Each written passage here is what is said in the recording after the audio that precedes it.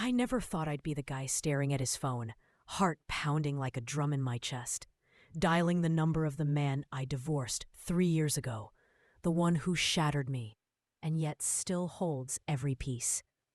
The ringtone echoed in my ear, each trill a mix of terror and desperate hope.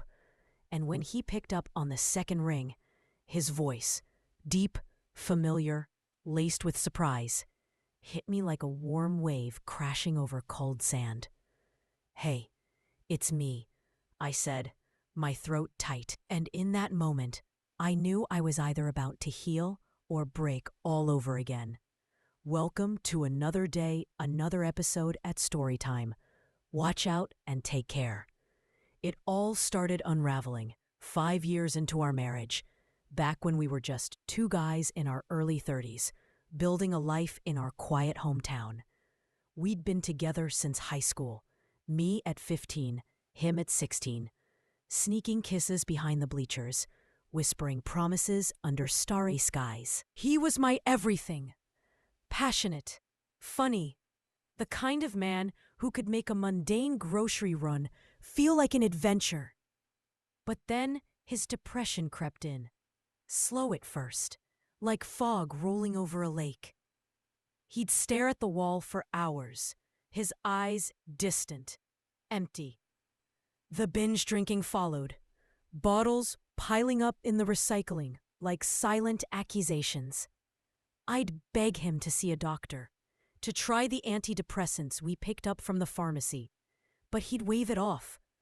"I'm fine," he'd mutter, his voice slat, while I watched him spiral, losing his job because he couldn't drag himself out of bed.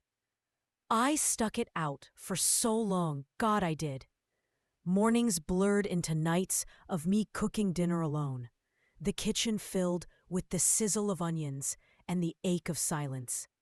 I'd crawl into bed beside him, feeling the weight of his body, but not his presence, my hand on his back, as if touch could pull him back from the abyss. Anger bubbled up sometimes. Why wouldn't he fight for us? For himself? But mostly it was this crushing sadness, a knot in my chest that tightened with every unanswered plea. I started drinking, too, just to numb the edges, and that's when I realized he was pulling me under with him. I couldn't save him if I drowned, too. The day I asked for the divorce, my hands shook as I slid the papers across the table. Tears streamed down my face, hot and unrelenting, blurring the ink. He looked up with those dead eyes, eyes that used to sparkle when he'd tease me about my terrible skating skills, and signed without a word. It felt like a hammer to my heart, splintering it into shards of regret, fear, and unbearable love. We parted quietly. No dramatic fights, just the quiet click of the door as he left with his bags. I told my friends it was a fresh start, plastering on a smile that felt like cracking plaster. But inside, I was hollow. 3 years passed, and the pain didn't fade. It echoed. I'd wake up reaching for him, fingers grazing cool sheets instead of his warm skin. The absence, a fresh stab every time. Driving home, I'd scan for his car in the driveway, only to remember it was gone. I stalked his socials in secret, seeing him post about hitting the gym, starting meds, earning a 2-year sober chip. He looked alive again, smiling genuinely, and it twisted the knife. Had I given up too soon? Was I the anchor holding him down? The guilt gnawed at me, a constant whisper in quiet moments. Maybe if I'd waited, pushed harder, or maybe I'd made it worse, my worry feeding his darkness. I never stopped loving him. That fire never dimmed. So, after weeks of agonizing, I called. His voice on the line thawed something frozen in me. "I'm glad you reached out," he said, hesitant but warm, and we agreed to coffee. Seeing him walk into the cafe the next day was a punch to the gut in the best way. He'd lost the weight depression had piled on, his face sharper, healthier, eyes bright like the boy I fell for at the ice rink. But it hurt too, not being able to lean in for that familiar kiss hello. We sat with our lattes, steam curling up like tentative bridges between us. He opened up about the turnaround, the DUI that scared him straight. No one hurt, thank God, but it landed him in rehab, AA, a breathalyzer in his car for months. No alcohol since, and the meds?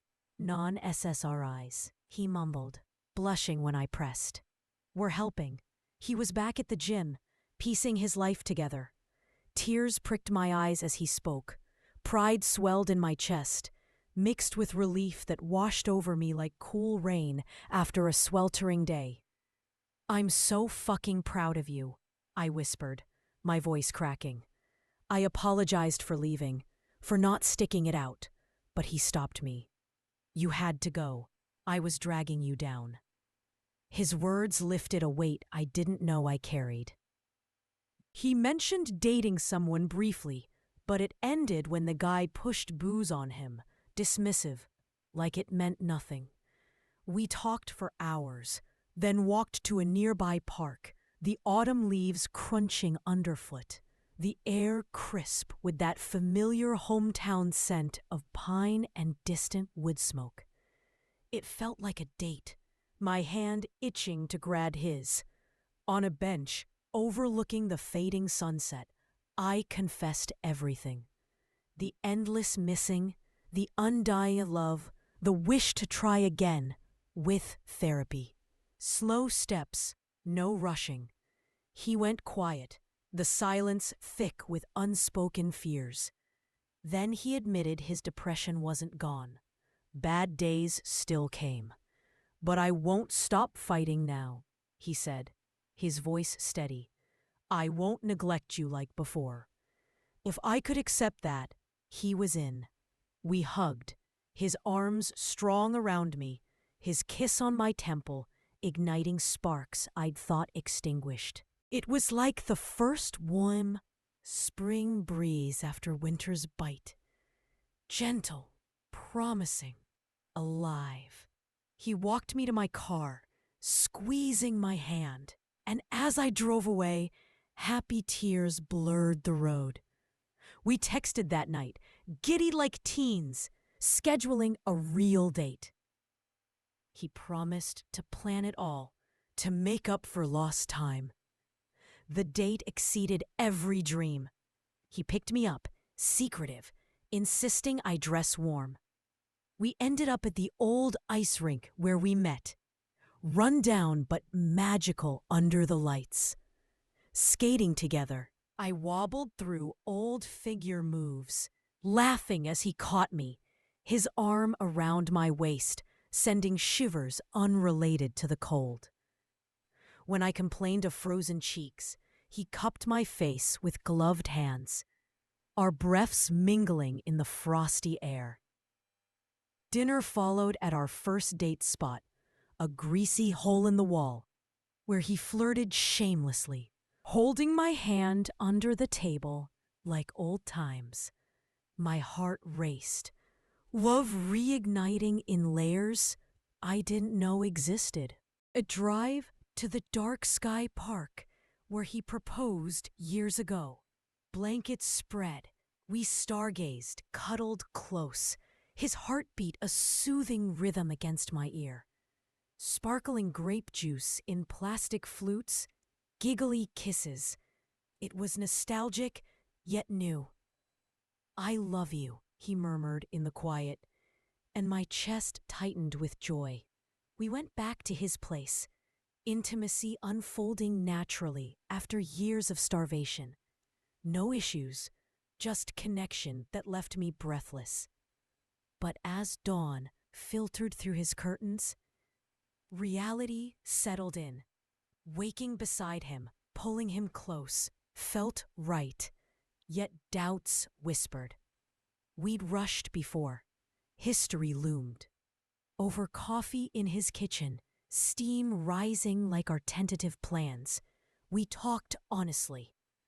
No labels like boyfriends, too juvenile after all this. Instead, we date intentionally, attend couples therapy from the start, build boundaries around his mental health. He'd keep his Alcoholics Anonymous meetings. I'd join support groups for partners. It wasn't a fairy tale reunion, but a practical recommitment. Weekly check-ins, separate finances at first, space to grow individually. Months later, it's working. We're partners again, stronger for the scars. His bad days come, but he communicates, seeks help. I don't smother. We've explained to friends and family. Awkward conversations, sure, but their support surprises us. His dad's still distant, but that's his loss. Looking back, I learned love isn't just enduring storms. It's knowing when to seek shelter and rebuild together.